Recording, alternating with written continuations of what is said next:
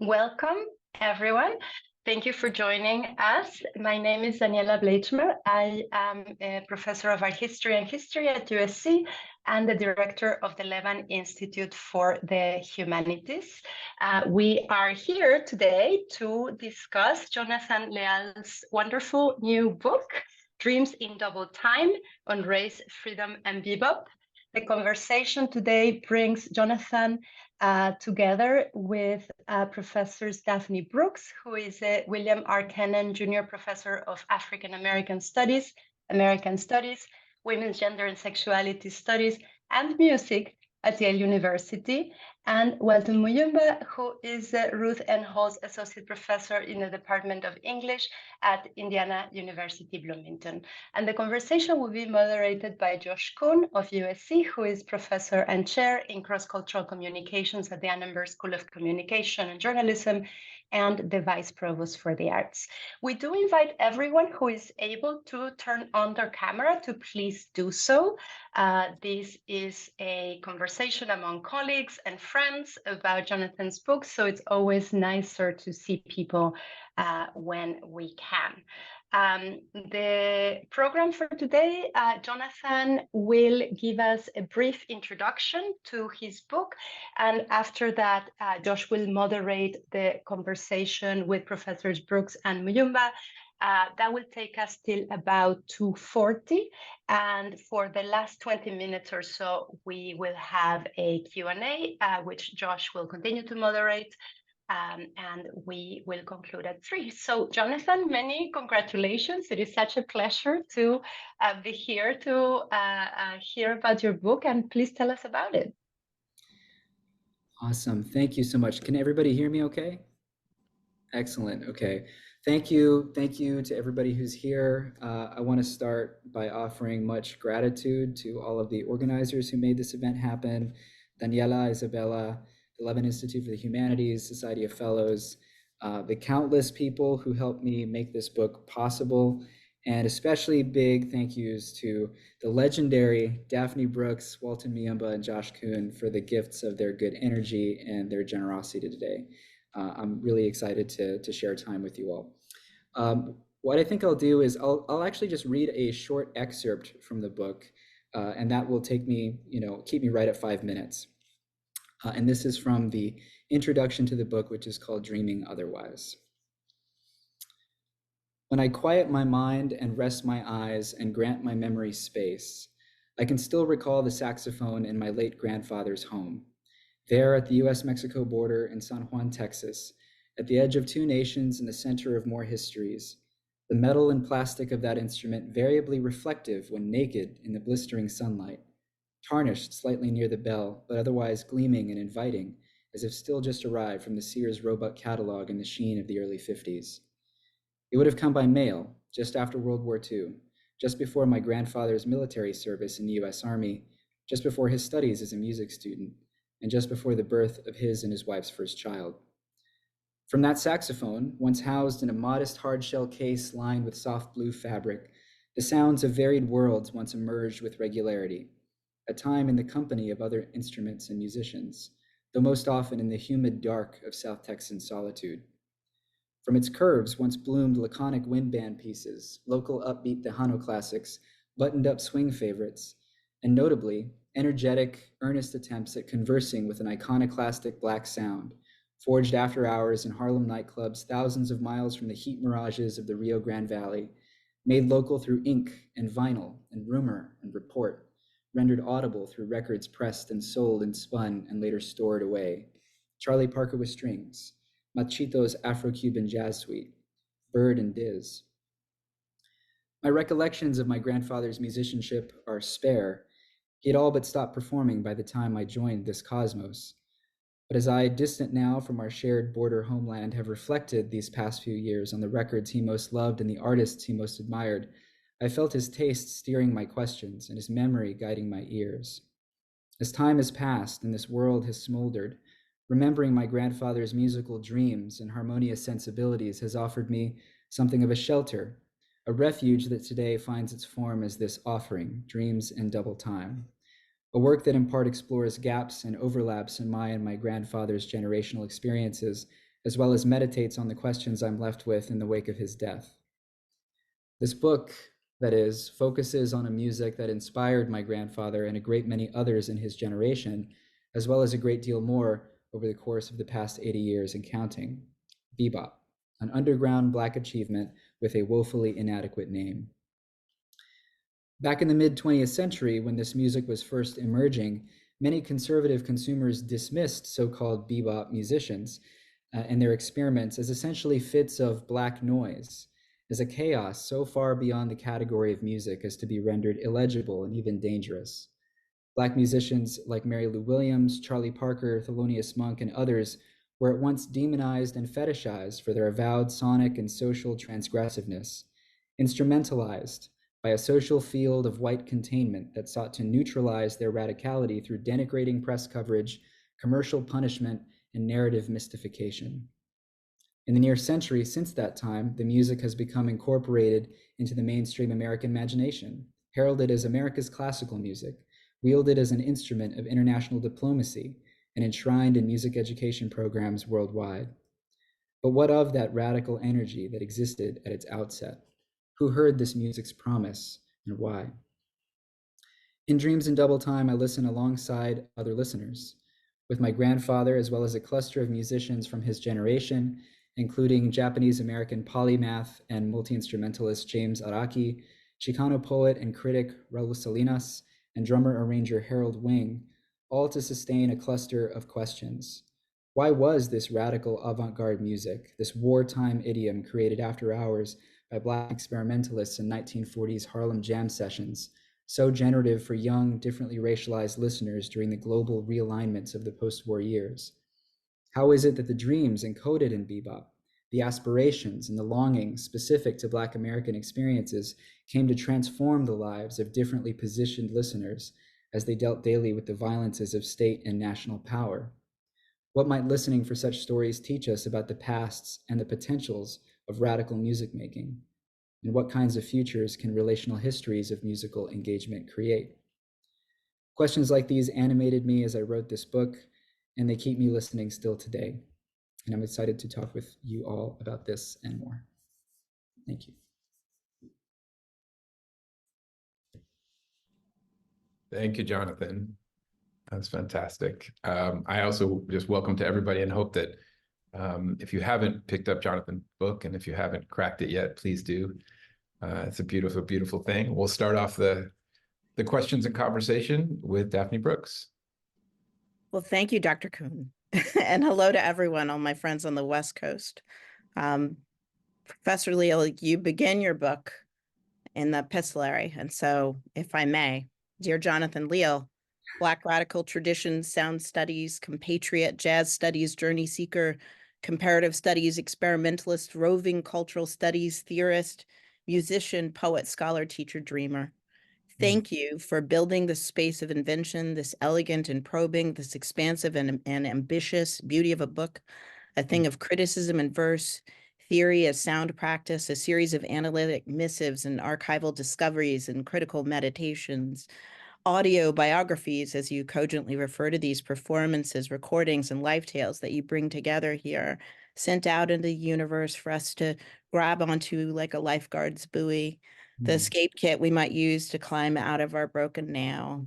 Thank you for Dreams in Double Time on race, freedom, and bebop, and this chance to be here in the round with you today and thinking alongside you about the vision that is this book, its commitment to tracing bebop's richness as a crucial site for mid-century relational anti-racist thought, an heuristic, a culture, a practice, an epistemic revolution forged by way of ensemblic performance, collective improvisation, sonic solidarity rooted in Black relation and anti-racist worlding.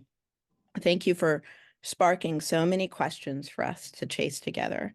And I know that our time is limited, so some questions for you to keep moving us forward, upward, out of this place. 3 questions. One first, that we might keep pondering, so that we might keep pondering the quality, the potentiality, the immensity of our dreams alongside you. First question, so obvious. Your grandfather, is a central figure in the study, as we just heard, and he plays multiple pivotal roles in the kinds of revelations that you unearth in the book. Musician, music fan, quotidian theorist, possessor of cultural memory and historical knowledges, which you explore with great care here.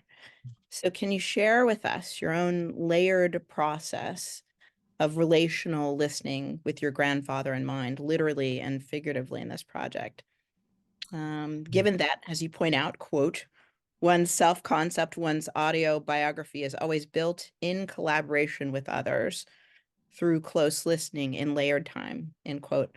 So I'd love for you to elaborate on that process of layered time with your grandfather, how you approached writing about and through those temporalities in this project, the decision, for instance, to circle back to his intellectual and musical presence throughout the journey that you take us on. Oh my God, you're gonna make me cry, Daphne. I'm blown away. I'm blown away. What an honor. Absolutely. My grandfather in our family, he passed away from brain cancer in very early 2021 amid all of the uncertainties, all of the anxieties of the pandemic. And that was coinciding with the time that I was really focused on completing this project. And he had been a presence, a strong presence in my life. Coincidentally, he went to music school at the University of North Texas when it was still called North Texas State College, and was a saxophonist in the now storied 1 O'Clock Lab Band when it was just a few people in a back room. And so he was always very supportive of me as a musician myself, and was also very instructive in terms of me trying to learn the craft of storytelling. And so when I sat down to write this book, I was dealing with multifold grief and trying to find a way to honor him, and to think seriously with him, right, as a listener and as a holder of memory. He was known for telling these winding and intricate stories that would captivate all of us in the living room. He had a wonderful knack for interweaving them such that the arrival point of one story was also the setup for another story. He was a magician in that way. And so at the level of form, I wanted to try to capture some of that spirit. And at the level of listening, everything from the pragmatics of having his old records, listening to them, knowing that they were his copies, and so trying to listen through those layers of sediment, traveling to the different places that he listened in and played in, as well as thinking broadly, generationally, right? My experiences of this music are very different because of when I have experienced it. But for him and for others like him in the mid-20th century, being racialized in different ways, being under the boots of American empire in different ways, what did it mean to find inspiration in the radical imaginings of people who were thousands of miles away? And so I feel like to this day, he's still teaching me how to listen to things with bigger ears. Beautiful. Thank you so much. Speaking of North Texas, I feel every time we talk in public, you and I, Jonathan, it's like we're letting people into our ongoing conversation. Just a little bit of background for the people who are now overhearing once again. What seems like just yesterday, but actually is over a decade ago, this dude came into my office in Denton, Texas and said, I want to go do a PhD. I'm pretty sure I said to him something like, you need to rethink that decision. And then very quickly said, okay, here's how you might be able to do this. And to my amazement, but not my surprise, Jonathan did everything I asked him to do, and then some, and then managed, even during that time when we were conceiving of how he was going to apply to these 1,000 different programs to go do a PhD, he also was able to articulate very clearly the roots of what we're talking about today. And in fact, the title is going to escape me, but for a seminar he sat in, I encouraged the graduate students to write literary essays, personal essays. And he wrote a brilliant piece, which is constantly roving in my head, where he brought together narco corridos and Shostakovich. And there's a beautiful scene of, you know, baby Jonathan in the backyard, family backyard, in the grass, dreaming and thinking about music while looking at the skies over the Rio Grande Valley. So this is, you know, talk about layered time and talk about, you know, the resonances of ongoing discourses, the way that you can watch an individual person imagine a thing and then bring it to fruition. It's deeply satisfying, and also, you know, there's deep pride in watching all the things and reading all the things that Jonathan is putting out into the world. Because we have a mixed audience, Jonathan, I want to kind of pick up on the idea of in Daphne's question about process, but I want you to think out loud a little bit about what it takes to actually do the literary work that you're doing within this monograph, right? I think that one of the things one finds in your book is that page by page, there is a concern for the sentences themselves as well as the ideas. Where did you find the confidence to bring both your literary sensibility and your critical sensibility together into a work that, you know, sounds on many pages like creative nonfiction, while simultaneously doing the hard, deep research, archival work that supports the creative act you've completed now? Thank you, Walton. I'm honored to be on this journey with you, and you know, I wouldn't be standing here having this conversation if you hadn't had the good energy that you had when I walked into your office that day. Yeah, in terms of finding the voice for this, and more specifically finding the confidence to pursue a voice that felt like it was mine, I feel like that would not have happened if there had not been models for me to look at. And so I'm just looking at the three of you, you know, Walton, Daphne, Josh, a number of other people who are at USC and elsewhere, being able to see projects that were fearless in the ways that they would try to express these big ideas, and also innovative in the ways that they addressed scholarly concerns. For this, I remember too, from an emotional standpoint, getting to the end of that grad school journey and then arriving at USC and completing the book. And again, this was a period of massive global upheaval with the pandemic. Precarities of all types and in all places were exposed. And I had no idea how long I was going to be alive myself. That's something I've always had to kind of like a weird fascination or magnetism toward that kind of finitude. And I just kept thinking, if I'm going to do this and put all the work into making a project, I need to feel connected to it, or else, you know, the effort is a moot one. I need to feel like this is a representation, not just of the research that I've done in an academic space, but of my spirit somehow. And I need to become a better writer to do that. And so it was a lot of hard work, a lot of woodshedding, a lot of analogizing between staying in a practice room for 5 hours and working on a lick behind the drum set until it sounded fluid, trying to map that onto writing sentences and paragraphs until it felt like it hit. But not for the belletristic things. It was because it needed to feel true in some way. And I think that's a pursuit that I'm still, you know, as we all are, still learning how to find the truest way of saying what you want to say. And those are words for our grad students on the line to live by, along with everybody else. I mean, I didn't know Walton was going to do like the deep throwback baby Jonathan Leal reference, because I got one. You know, DGS at Princeton broke our hearts. I mean, offended me on a couple different levels as a Cal alum and from Menlo Park. So that you went to Stanford, but we're gonna let that go because everything turned out all right. I got a question. It has to do with the ethical and methodological way in which you invoke dreaming, which you elaborate on, obviously, at great and beautiful length in your introduction.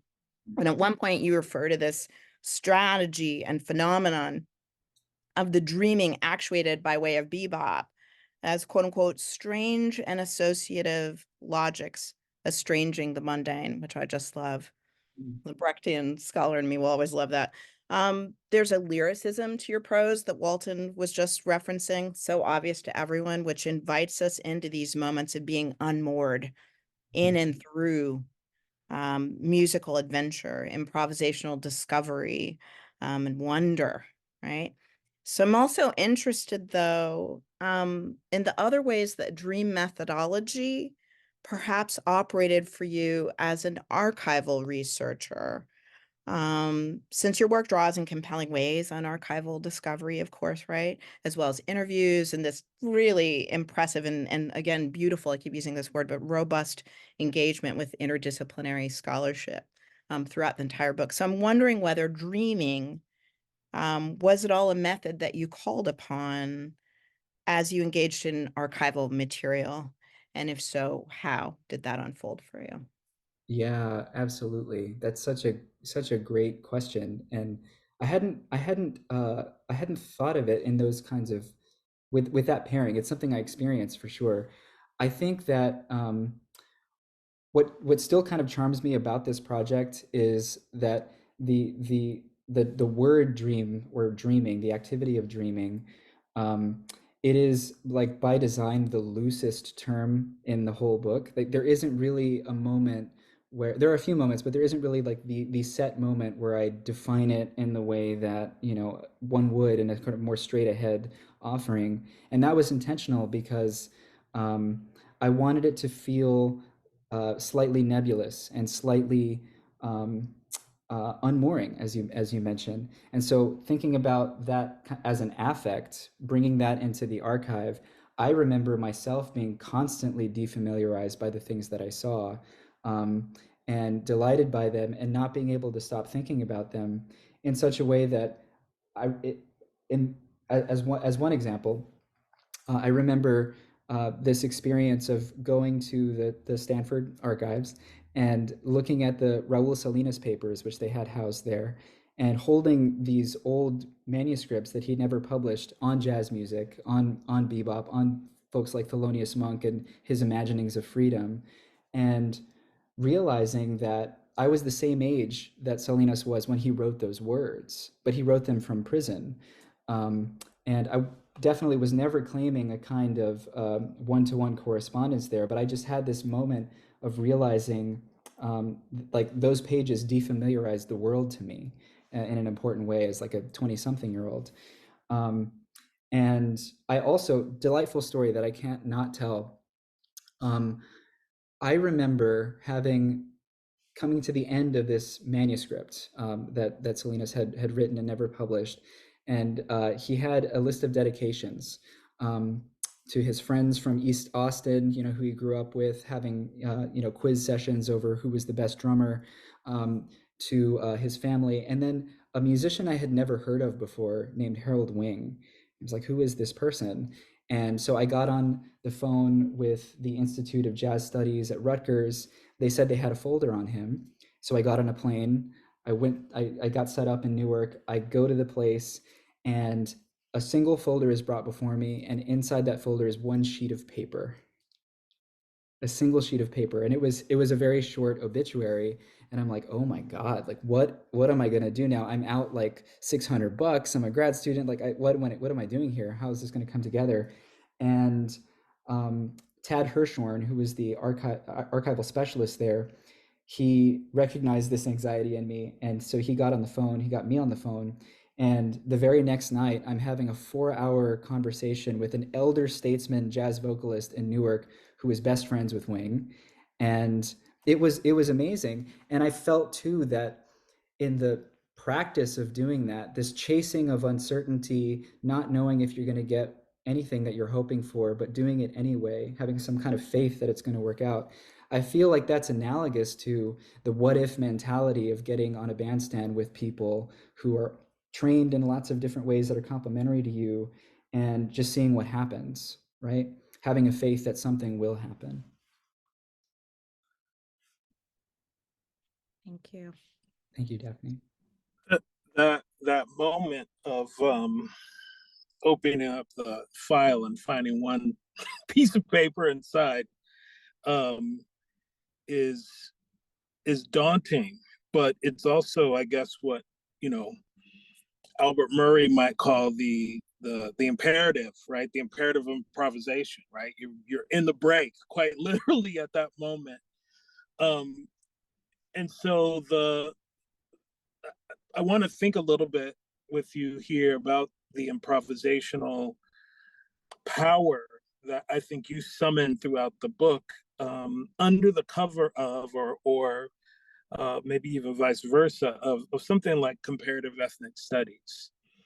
I think that part of what's really powerful about this book is that you are centering Chicanx sensibilities and studies in the work, but doing comparative ethnic studies in order to support what 21st century Chicanx studies might look like.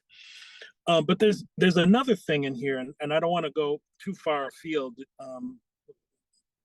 with let's say the kind of disciplinary political problems ongoing, but it seems that your book is a step toward making a claim about 21st century literary and cultural studies and the necessity of ethnic studies being woven through in order to do the really dynamic intellectual and political work of, in fact, dreaming a future where, for lack of a better notion, we might fulfill something like the secular sacred concepts of democracy. That, in fact, one of the things that Wing and Salinas and Araki offer us is a way of listening deeply through Black experimentation in order to speak in ways we are unable to in our language generally about who we are and who we could be, right? I think that's one of the things that I draw from the book is like, oh, I need to start imagining myself through Chicano literature, music, poetry, poetics, in order to start imagining a new way of defining Blackness as such, right? Talk to us a little bit about like figuring that out. That's not easy stuff, especially given that in many ways, we're being told that literary studies is dying off, that maybe the problem was from the 1960s when people of color started entering English departments and clamoring for certain texts to come into the discourse and into the classroom. Your work in many ways defeats that what I think is a historical misreading, right? But talk a little bit about figuring that part out. Yeah, that's a brilliant question. So I think one of the great tragedies of Western epistemology is the way that categories seem to work, right? Defining themselves against other things, right? Forming barriers, right? In order to make any kind of sense under that onto-epistemological framework. And I remember experiencing this in many, many different ways, right? From a comparative ethnic studies standpoint, from a disciplinary standpoint. There was one moment when I was at UNT, I was taking a Mexican American literature class and music of the US-Mexico border class, one in the English department and one in ethnomusicology. And it just so happened that the same week, we had Americo Paredes's book, Folkloric Study with His Pistol in His Hand, assigned in both of those classes. In one class, we only read the things that were pertinent to the literature And in the other class, we only read the stuff that was pertinent to music studies. And I was like, what the heck? This is the same person. This is the same book. These things, why are they being separated along these lines arbitrarily? And so I think about that, and I think about even categories like Latino, or categories like Chicano, which by virtue of the fact that they work as they do with our language, they consciously exclude in order to make any kind of sense. But to me, that feels like, while it does enable a number of types of truth making, it also occludes a lot of connections that are there and feel very realist. And so for me, fundamentally, it feels like a way of trying to capture the realism of any kind of dynamic social system, the realism of history, is to, as Ralph Ellison once put it, try to get as big of a cut of it as you can, and then to make some sense of that. And so when it came to finding the framework for this project, there is one way of narrating that story from like a high theoretical perspective, and then there's the more core to me as a person way of narrating that story, which was I just kept finding stories in the archive that forced me, again, to go back to Daphne's question, to rethink my own ways of thinking about social categories, thinking about music. And there were many opportunities, many temptations through grad school to consciously exclude the things that made trouble for the story I was trying to tell. But if I really wanted to, again, write the truest thing I could in a way that felt new and also special to me, I had to sit with the trouble. I had to make relationality a core part of what the approach was. More words to live by. Hey, Dr. Kun, how much time do we have?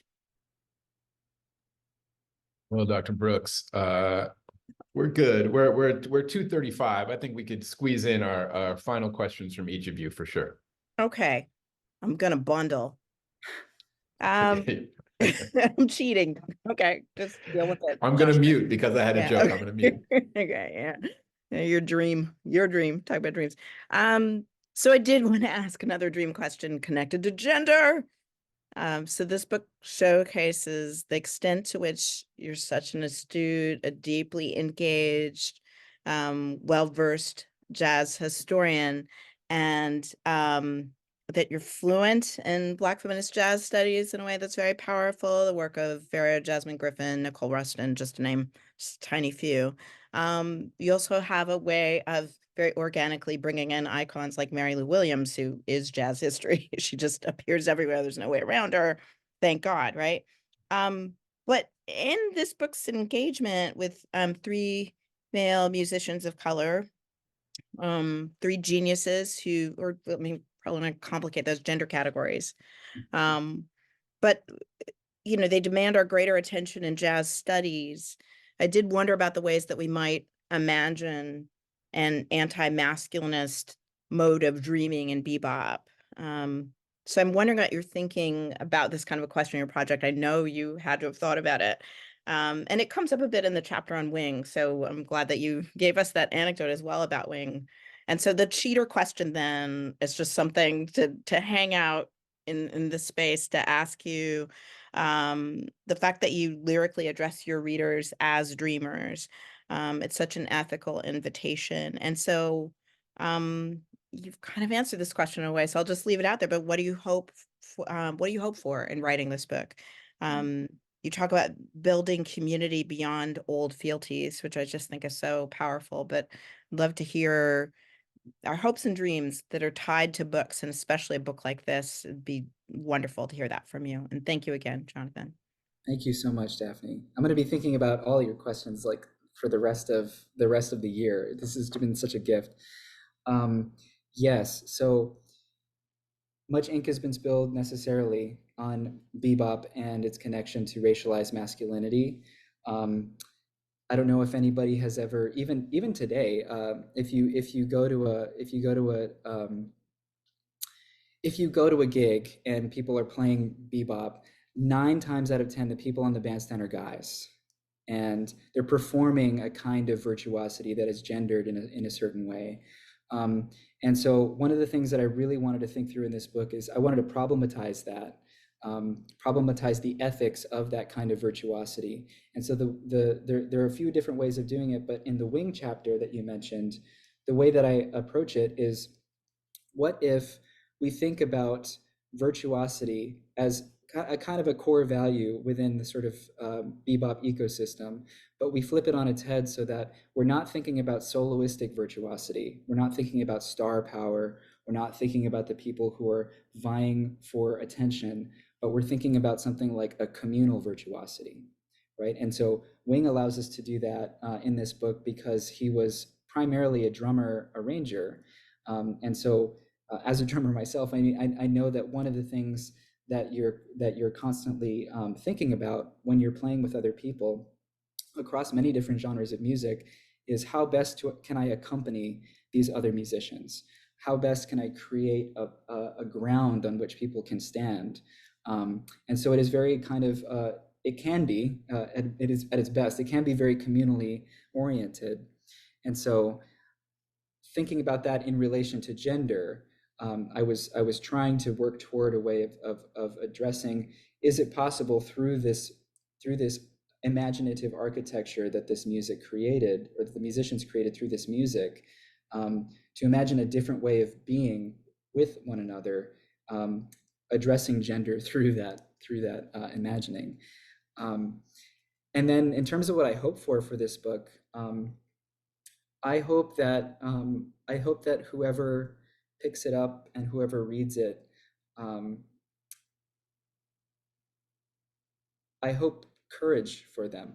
I hope that they find something in it, maybe a turn of phrase somewhere, or one of the stories that makes them feel more creatively courageous in whatever context they're working in, more ready to ask the what if question and to take a risk and experiment, but also courage to be vulnerable with the folks that they're interacting with, and also the courage to be vulnerable enough to say you don't know something, and because it's from that space of not knowing and that feeling of being unmoored that learning can actually happen.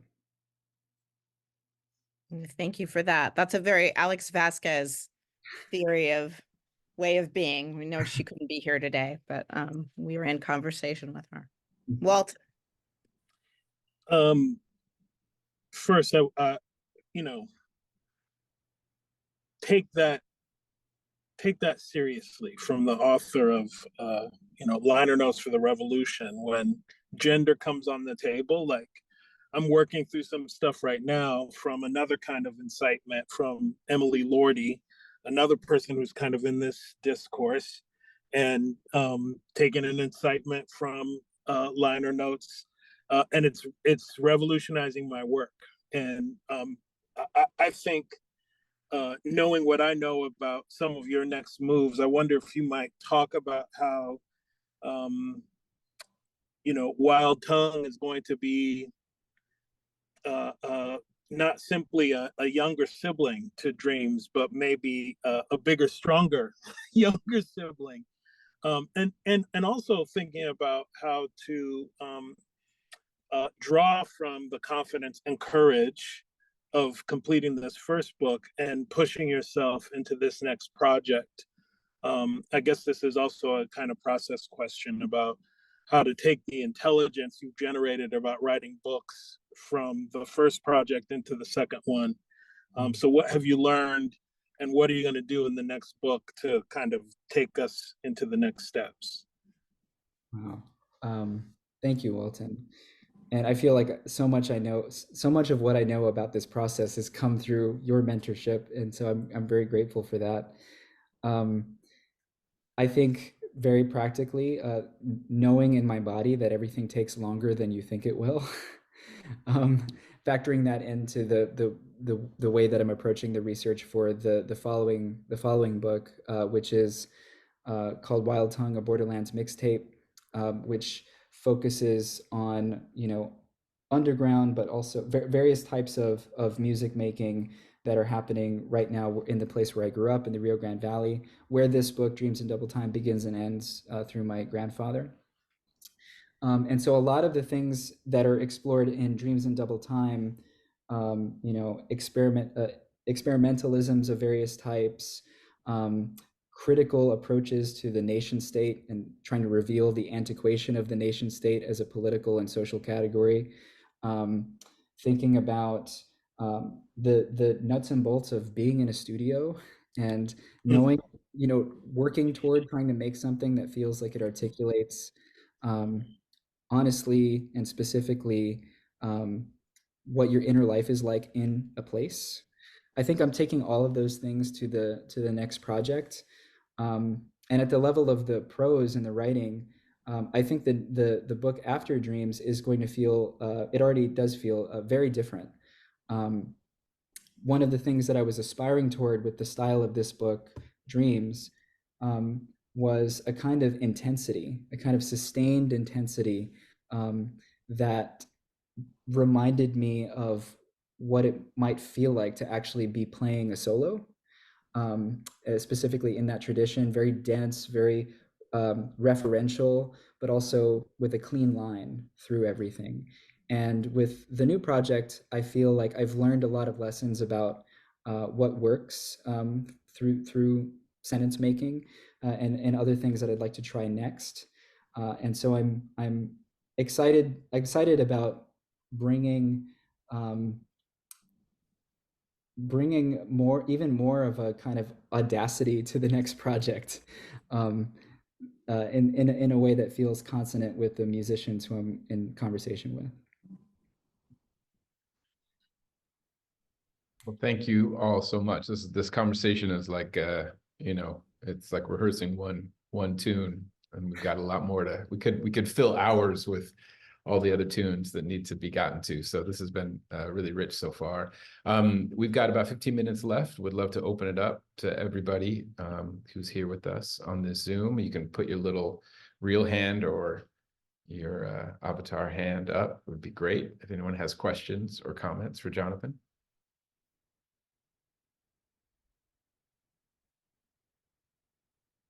I can start and break the ice. How about that?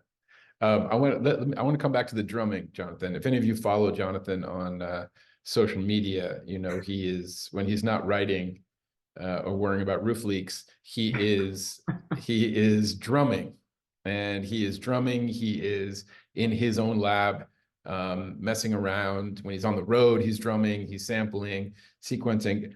And Jonathan, that the drumming in particular and beat making is inherently has a relationship to time, which of course is a key subject in the book.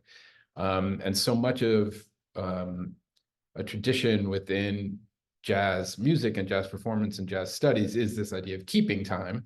But there's also, of course, many other traditions of time in jazz of actually not keeping it, but letting it go, and opening it up and creating these new spaces and new time signatures for other kinds of living. I'm just wondering if you could comment and share with the group a little bit about how you think about time and the role that drumming plays in the way you approach it. Thank you so much, Josh. And the roof leak is fixed now, thankfully. Yes, so as Walton kind of alluded to, my whole life before really I met Walton, I thought that my kind of professional trajectory was going to be as a drummer. I had done national competitions as a teenager. I had gone on tour with different groups, and I was really obsessive about rhythm and really obsessive about a certain kind of a feeling of almost control, right? That like the keeping of time, like you were talking about, and something about reading actually, and seeing the different ways that authors that I admired in Walton's class, we read a lot of James Baldwin, seeing the ways that time worked in written space actually defamiliarized my drumming, which then got me to think about writing a little bit differently. And so I started thinking more metaphorically. So if I was going to try to imagine a historical moment, now what I will do is naturally my head goes to my happy place of polyrhythms. And so if I'm trying to think about a social system like something as messy as like the contemporary United States, knowing that there's so much in that picture that I will just never have access to, I'm always thinking of rhythms that are occurring at different rates of speed, different periodicities, different types of repetitions, beyond what's possible to play yourself at a drum set, because you only have so many limbs. And there's something freeing about that to me. There's something in that inspires a kind of humility. That time is something that is as a metaphor, it's always going to race away from you. It's always going to exceed you, and yet we have to find language for it in some way, right? There's a line that always comes back to me that Baldwin delivered when he was talking to the National Press Club in 1986. He said that that it's our responsibility to find language that can bear the weight of reality. So something about sitting at a drum set, whether it's here at home or with other people or sampling things on the MPC, feels like a reaching for language and a kind of trying to hold time like smoke in my hands. And sometimes it leads to types of writing or thinking about a sentence that I wouldn't otherwise. So it's all a big mash for me, but in the moment it kind of works. Great, thank you. What do we got? We got a great crew here. Come on. Questions or comments for Jonathan? I always have questions for Jonathan. I'm just trying to give other people a chance. I see another hand. I think Samuel. Yeah, go ahead. Hi, thank you all so much for this really wonderful conversation. Jonathan, in your introduction, I was thinking a little bit about, as an artist, the concept of having your offering be open to interpretation or sort of bigger than just saying the one definitional thing.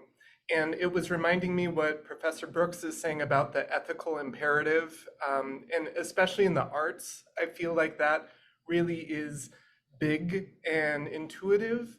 And I was wondering if you could think a little bit about how that sort of radical openness or improvisatory sort of like searching, could you speak about how that sort of sits or escapes from sort of the practices of literary criticism or maybe even like teaching, in terms of like how to sort of cultivate in our students or in our classrooms a not just tolerance for that openness, but like a desire to reach or to continue reaching beyond here's the easy or definitional categorical language answer?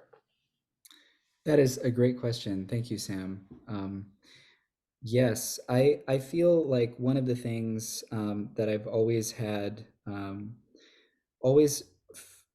I've always been made uneasy by, specifically in academic space, is the currency of like the rhetoric of certainty.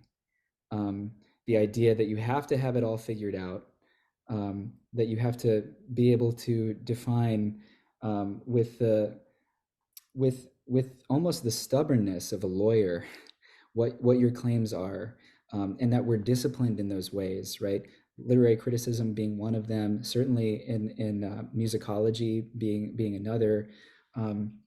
I've always been made uncomfortable by that, because to me it doesn't really feel honest. It is useful in some instances, just like I was saying earlier about the categories. It's useful to have those structures in place, but it feels to me often that we're missing out on something, and so in teaching situations, one of the things that I'm always I'm always repeating to myself is a kind of a mantra that was offered to me and a number of other students who were in a creative writing workshop that Shri Moraga taught. And the two sides of the mantra are, you know more than you think you know, and you don't know everything. And through that kind of dialectic, through that kind of contrast, you can find the fuel to kickstart the engine to actually push you forward, right? And it's a never-ending process. So I think I'm skeptical of certainty, but I have a respect for what it offers.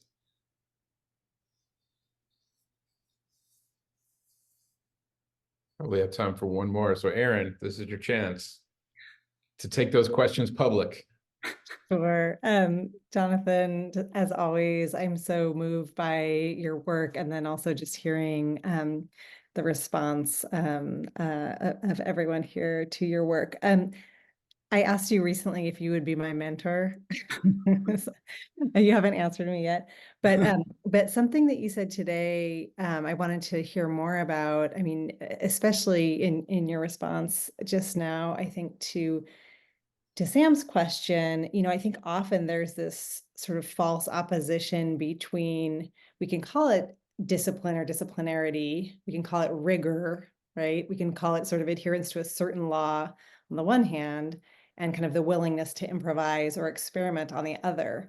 And I don't see that opposition in your work. I see an intense commitment to deep, rigorous reading and playing, while kind of disobeying certain laws that don't serve you and maybe don't serve us, whether they're disciplinary or otherwise, and a fierce commitment to experimentation. So I wondered if you could talk a bit about that, why that's an opposition maybe that doesn't make sense, even though many would sort of claim to fall on one side or the other of that.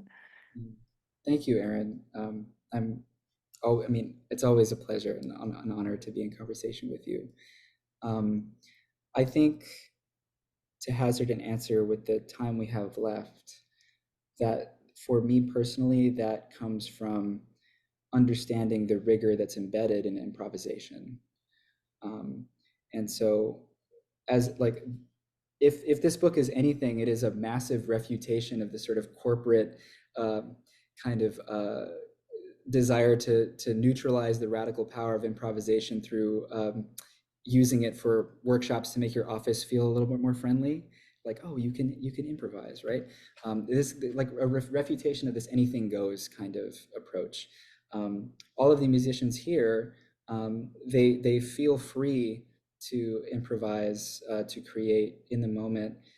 They're able to access their skills and mobilize their skills in a certain way because they've spent a lot of time woodshedding and practicing and getting a handle on their craft, getting to know what the rules are so that they can break them effectively.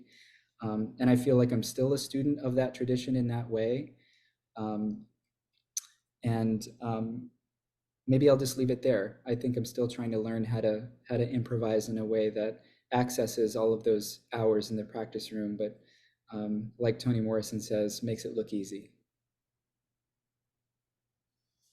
Fantastic, Jonathan. Thank you so much. And thank you all for being here. Before we sign off, I'm going to turn it back over to our wonderful host, Daniela. Thank you so much. It has been such a wonderful conversation, and many, many congratulations, Jonathan, on your wonderful book.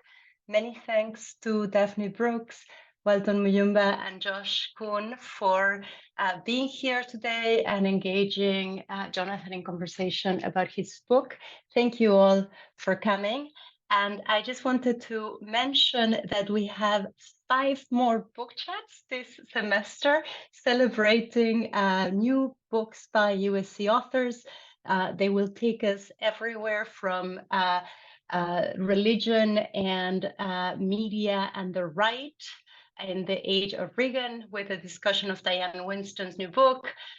We will also be having a discussion of Rena Heinrich's new book, Race and Role, the Mixed Race Asian Experience in American drama, Karen Thompson's Norm Porn, Queer Viewers and the TV That Soothes Us, Christopher Hepburn's on Songs of Male Love in Pre-Modern Japan, and Tom Seyfried on Staging the Absolute Ritual in Russia's Modern Era.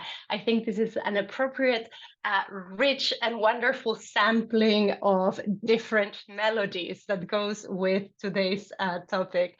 Thank you all so much for joining us, and thank you, Jonathan, for your amazing book. Many congratulations. Thank you all so much.